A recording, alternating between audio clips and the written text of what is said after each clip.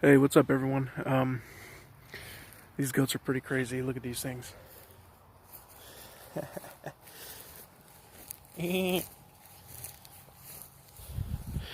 Anyways, so I'm gonna start off this video with a very unpopular opinion.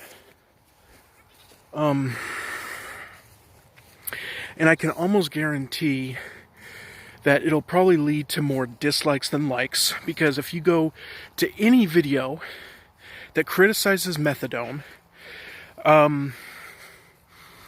people will always dislike it more than they'll like it, because either methadone is helping them or they have an agenda. There's an agenda out there right now with addicts who are saying, not me, right? Now, first off, this isn't me saying that methadone is horrible for everyone. I will admit that it's good for some people, but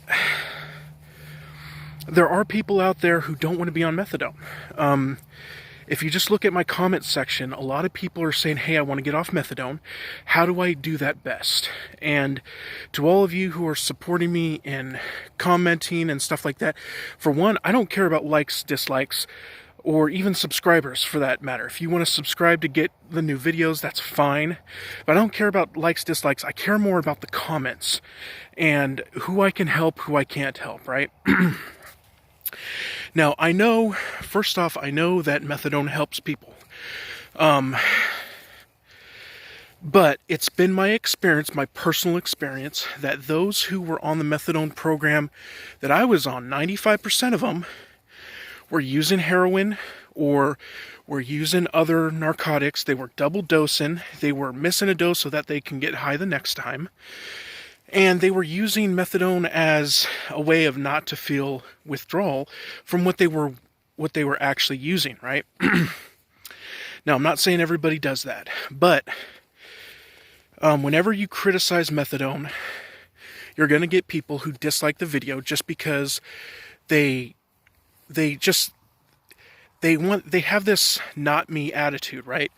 I don't do that, so you shouldn't be talking about methadone like that. Not everyone's the same. And like I said, not everybody's the same. Not everybody is affected by everything like everybody else, right? So with that in mind, here we go.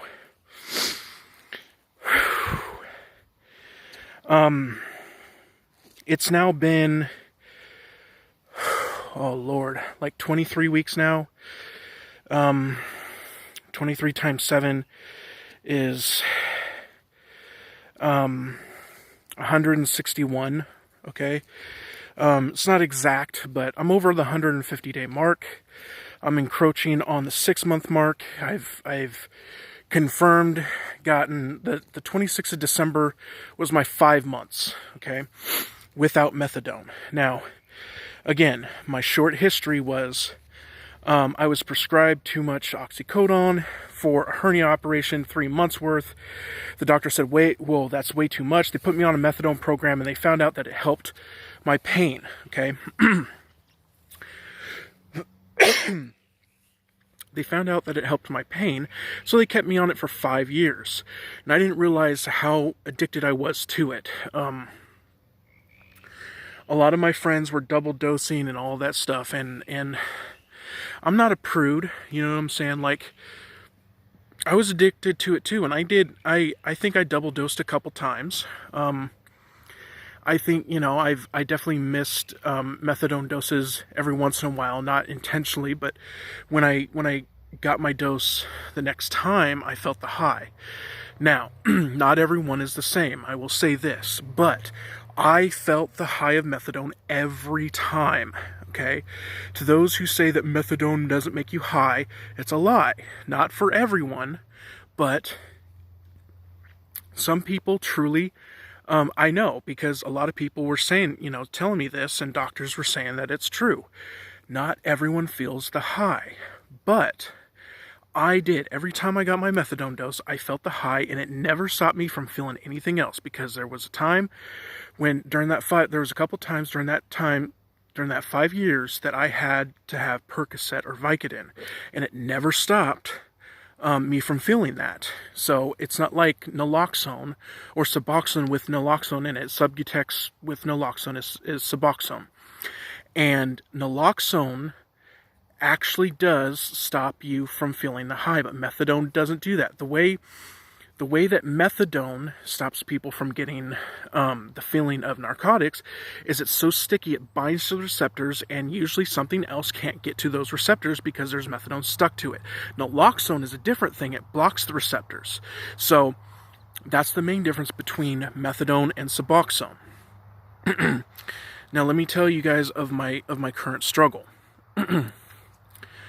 Right now I have a fracture, a proximal fracture in my tibia, and it's a spider web fracture. It looks like a spider web on the MRI.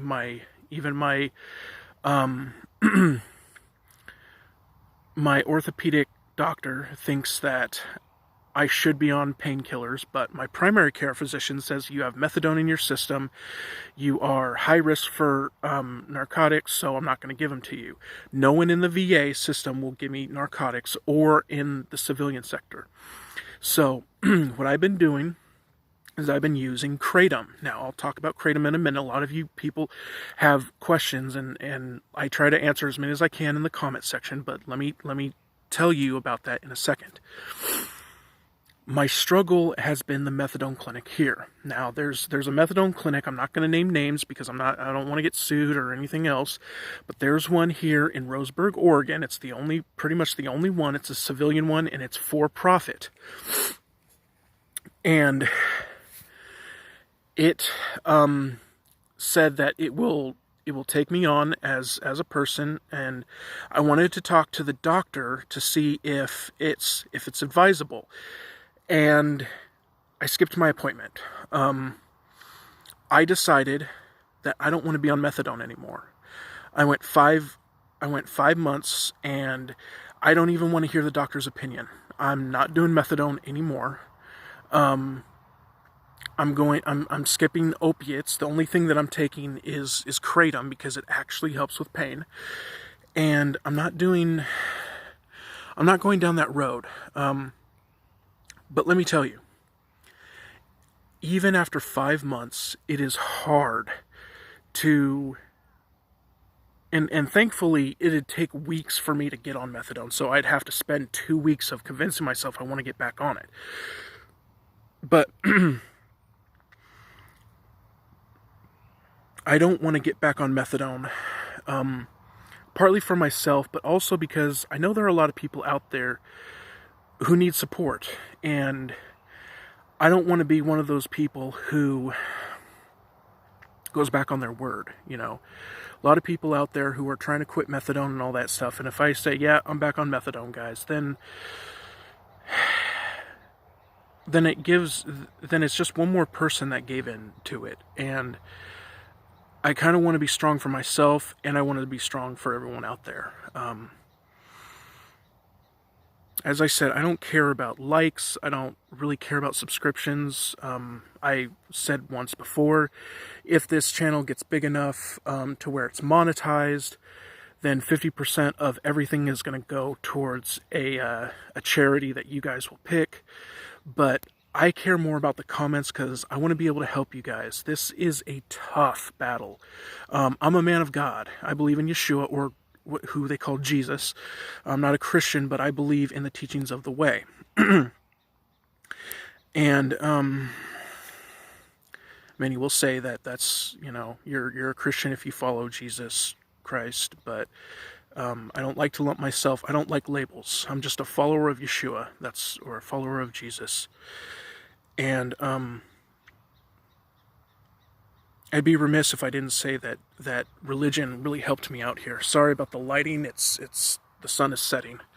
But anyways, I want to be strong for you guys. Now, it's really hard because methadone did help with my pain, and it lifted my mood like no other. I mean, you guys know that methadone picks your spirits up, and when you don't have it, it's horrifying. Now, so this video doesn't get too long, let me talk about kratom. Now, a lot of you guys are asking me what dose you should start at and what you should do. Now, I have said before, and I will say it again, I am not a doctor. I was a combat medic in Iraq, but I will never give somebody a dose that they should take, all right? I'm not qualified for that. I will only tell you what I did to start off, and you, on your own, can research it, take my experience with other people's experiences, and use it for your own self, okay? I will say, if you take too much of a dose, you're gonna get extremely high, and it can be extremely uncomfortable. The one thing that I can do is tell you about the different strains. Now, I'm not a kratom expert, okay? But there's green vein, red vein, and white vein. Now, from my knowledge, Mengda, I believe, is a green vein. Now, I tried white vein, and white vein is too stimulating. It makes me too jittery. It's almost like going through withdrawal all over again. You're super, jittery and excited and stuff like that.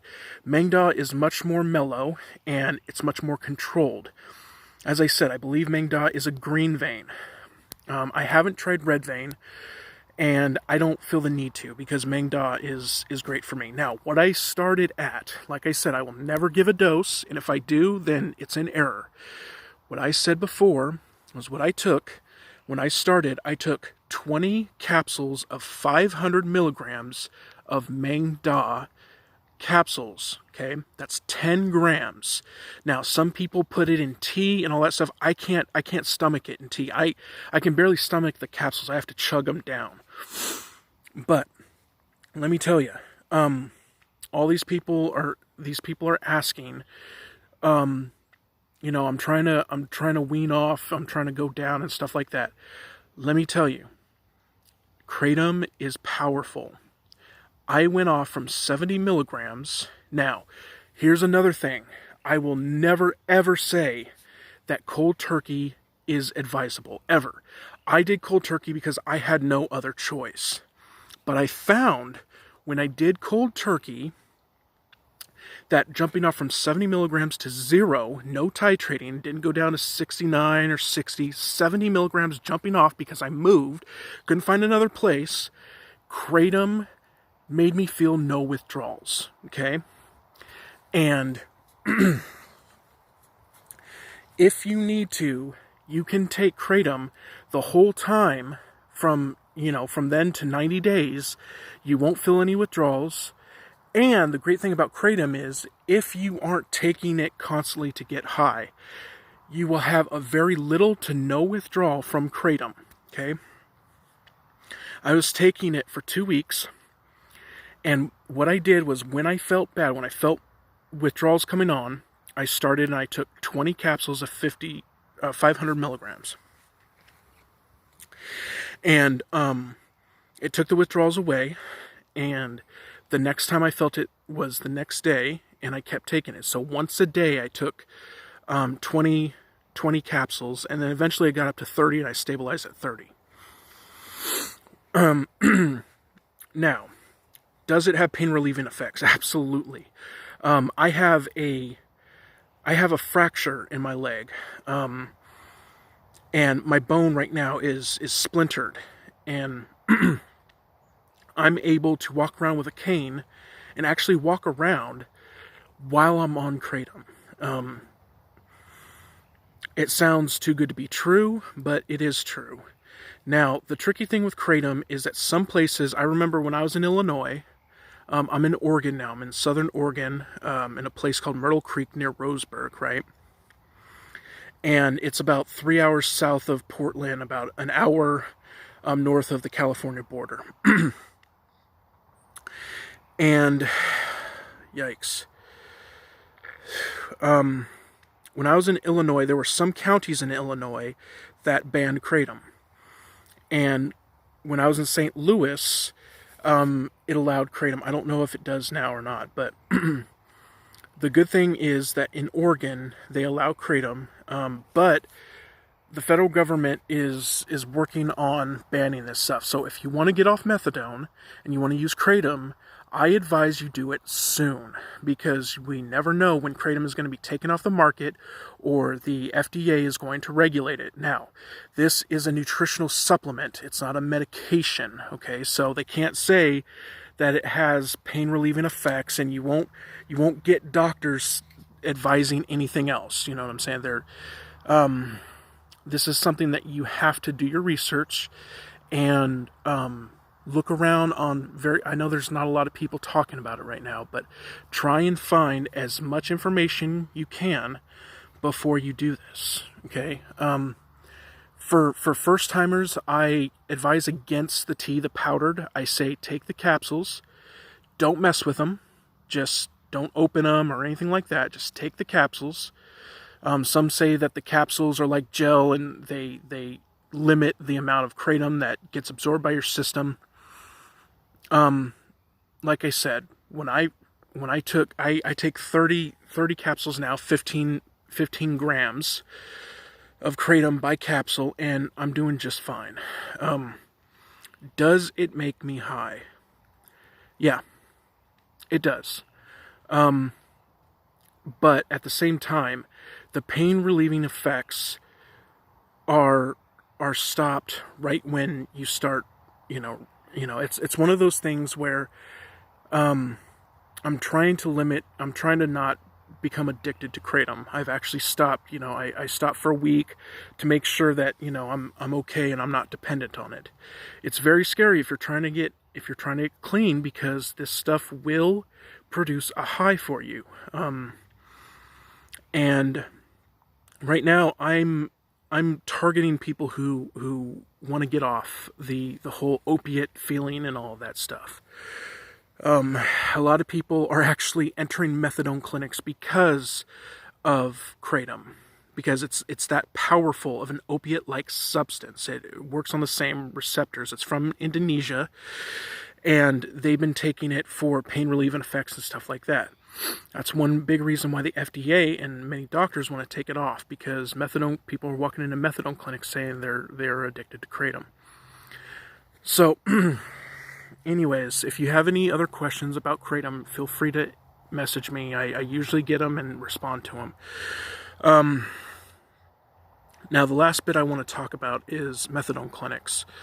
Again, I'm probably going to get a lot of dislikes on this video, but I don't care. I want to help you guys. Methadone clinics, in my eyes, I wouldn't be surprised if Big Pharma or whatever is out there did the opiate, because methadone it's not super new. I mean, there's even talks, I don't know how, I know that methamphetamine was created by the Nazis, but there's even talks that the Nazis engineered, or Nazi scientists were involved in creating methadone.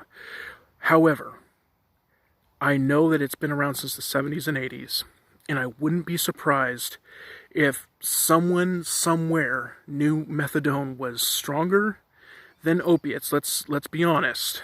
Methadone is stronger than oxycodone because it lasts longer and it stays in your system a lot longer. I would not be surprised if they did this whole opiate thing to eventually get people addicted to opiates and then to go into methadone clinics, because people stay on methadone for life. I had one guy who was on methadone for 30 years in my clinic, and he said he can't get off of it. And this was when I was, 4 years in, and I didn't know any better. And the doctor was telling me, you may be on it for life. I mean, I'm 33 years old. I'm not going to stay on it for 30, 40 more years. There's no way. And so I think it was by the grace of God that I moved down here and I was able to get off of it.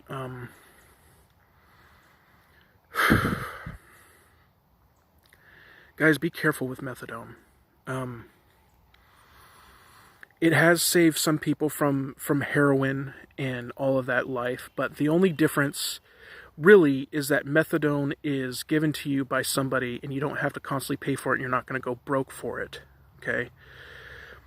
I heard a story where they legalized heroin in Switzerland or Sweden, one of the two, and they had it just like a methadone clinic. People went in, they provided you with clean needles, and they supervised you. They supervised people giving heroin to themselves, and they witnessed a drop in crime, hardly any homeless.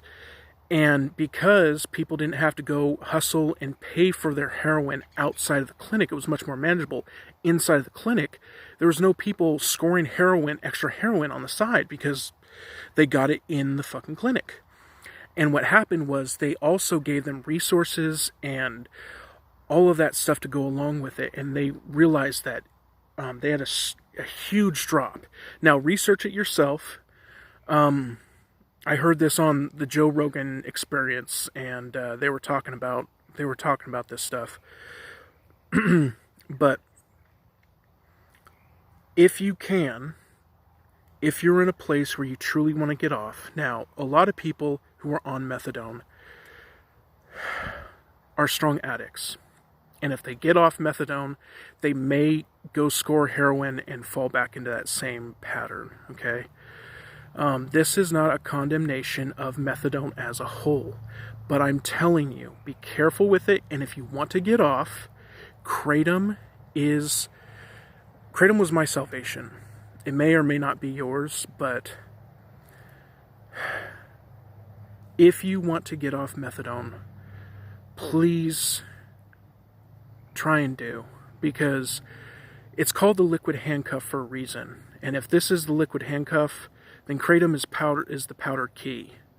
I mean, it really is the real deal, guys. I only want the best for you guys, and I really want you guys to try something different. Now, if you fail, and if you fall into that old pattern, then by all means go back to the clinic. And I honestly think Suboxone may be best, because it actually stops people from getting heroin. Because methadone, people were scoring heroin while they're taking on methadone, so they didn't feel the withdrawal. But methadone is such bad news, guys. And so, like I said, if you need it, and if it's keeping your life stable, then more power to you. But if you want off, please contact me, and I will try and help you through it. This channel is small enough to where I can help a lot of people. And if it gets too big and all that stuff, then I'll try and get some people to try and help me with the things. But I care more about you guys, and I really want you to succeed. I have no reason to lie to you, and I have my experience to back this up. 5 years of this stuff, you know. No, I wasn't a heroin addict before, but I do know addiction. You know, I know it in myself, and I know what it feels like. If you have any other questions, let me know. I'm going to keep posting. I'm going to try and post more. I have a new phone that allows me to do YouTube videos and all this stuff now. So please just give it your all, guys. And I'm here if you need support. Anyways, let the dislikes roll. Anyways, I love y'all, and I'll talk to you guys later.